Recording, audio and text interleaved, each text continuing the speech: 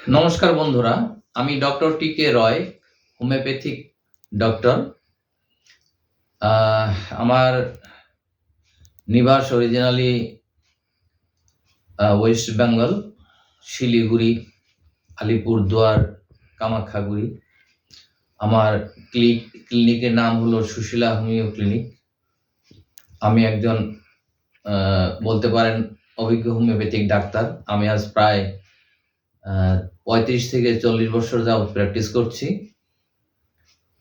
তো আমি আজকে আপনাদেরকে হার্টের রোগ সম্বন্ধে কিছু বলবো এবং সেটা কিভাবে হোমিওপ্যাথিক ওষুধের মাধ্যমে এর সমাধান করা যায় সেই সম্বন্ধে আমি আপনাদেরকে কিছু বলবো। হার্টে প্রচুর রোগ দেখা যায়, সেটা সিমটোমেটিক মেডিসিন আমাদের হোমিওপ্যাথিকে আছে। যদি হার্টের এখন আমাদের জানতে হবে যে আমাদের হার্টটা কোথায় থাকে, হার্টের কি কাজ, এই সম্বন্ধে আগে আমাদেরকে জানতে হবে। হার্ট আমাদের বাম পার্শ্বে বুকের নিচে, এখানেই তার অবস্থান। সেখানে যদি হার্টের কোনো প্রবলেম হয়, সেটা কিরকম ধরনের প্রবলেম, অনেক সময় হার্টে ব্লকেজ হয়, তখন কি হয়, তখন হাঁটতে গেলে বুকে ব্যথা হয়, অনেক সময় ব্যথায় মানুষ অজ্ঞান হয়ে যায়। তো সেটা হয় কোলেস্টেরল থেকে। অত্যাধিক কোলেস্টেরল যদি হার্টের শিরার ভিতরে ঢুকে যায়, তখন রক্ত চলাচলে বিঘ্ন ঘটে, তখন হার্টের ব্যথা হয়। তো সেই ব্লকেজটা আমাদের হোমিওপ্যাথিকে কিছু মেডিসিন আছে, সেটা খেলে পরে মন্ত্রের মতো, ধরুন 2-1 মাসের মধ্যে যে কোনো ধরনের ব্লকেজ সেরে যায়। তখন আমাদেরকে কোনো ধরনের অ্যালোপ্যাথিক মেডিসিন কিংবা সার্জিক্যালের প্রয়োজন হয় না। এটা আমি অ্যাসুরেন্স দিয়ে বলছি যে হোমিওপ্যাথিক ওষুধের মাধ্যমে ব্লকেজ সারানো যায়। এছাড়া অনেক সময় এমনি টিনটিন ব্যথা হয় বাম পার্শ্বে, চলতে ফিরতে অসুবিধা হয়, অনেক সময় সে হার্টের ব্যথা বাম হাত পর্যন্ত চলে যায়, কাঁধ পর্যন্ত চলে যায়। সেটার জন্য হোমিওপ্যাথিকে খুব ভালো মেডিসিন আছে। তো আপনাদের যদি সেরকম কোনো প্রবলেম থাকে, তাহলে অবশ্যই আমার সঙ্গে যোগাযোগ করুন। এবং এই সমস্ত রোগের জন্য যদি কোনো রোগী আমাকে সমস্ত কিছু, ওনার কি কি প্রবলেম হচ্ছে, সমস্ত কিছু যদি আমার সঙ্গে সে যোগাযোগ করতে পারে, অর্থাৎ আমাকে উনি ধরিয়ে দিতে পারে, ওনার কি কি প্রবলেম হচ্ছে সেটা আমাকে ধরিয়ে দিতে হবে। আমি কোনো পেশেন্টকে, মানে যদি সেরকম কোনো প্রবলেম না হয়, তাহলে আমি ওনার কথা, ওনার প্রবলেম শুনে আমি বুঝতে পারি যে ওনার কি প্রবলেম হচ্ছে, কোথায় প্রবলেম হচ্ছে, কেন হচ্ছে, সেটা আমি ধরতে পারি এবং সেই অনুযায়ী আমি ওনাকে মেডিসিন সাপ্লাই করলে পরে সেটা দেখা যায় যে অতি সুন্দরভাবে সেই প্রবলেমগুলো সলভ হয়ে যায়। তার জন্য সবচেয়ে ভালো মেডিসিন আছে, সেটা ক্রিটিকাস অক্সি নামে একটা মেডিসিন আছে। সেটা যদি কেউ রেগুলার 20 ফোঁটা করে দিনে 4 বার খেয়ে যায়, তাহলে তার হার্টের অনেক শক্তি বেড়ে যায়।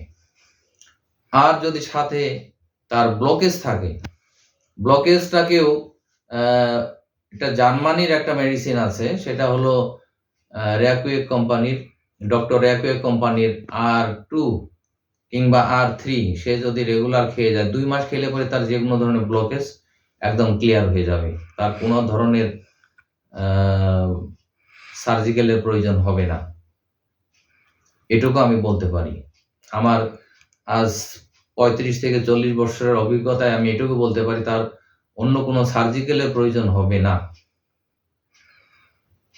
তার সঙ্গে যদি সে ভ্যানেডিয়াম মেটালিকাম নামে যে মেডিসিনটা আছে সেটা যদি সে সাথে ব্যবহার করে 200 পাওয়ার মাত্র দিনে একবার করে খাবে, তাহলে পরে এই ভ্যানেডিয়াম মেটালিকামের কাজ হলো দেহে অক্সিজেন সাপ্লাই করা এবং যে কোনো ধরনের খারাপ কোলেস্টেরলকে কমিয়ে দেওয়া এবং ভালো কোলেস্টেরলকে বাড়িয়ে দেওয়া। এটা যদি কেউ রেগুলার খেয়ে যায় 2 থেকে 3 মাসের মধ্যে অথবা অতিরিক্ত 4 মাস লাগতে পারে তার যে কোনো ধরনের ব্লকেজ এবং হার্টের প্রবলেম, শুধুমাত্র যদি তার কোনো বাল্ব একেবারেই অকেজো হয়ে যায় কিংবা যদি ভিতরের কুঠুরিগুলোতে চেম্বারে কোনো ধরনের ফুটো না থাকে, তাহলে সে অবশ্যই এই ওষুধের মাধ্যমে সে ক্লিয়ার হয়ে যাবে।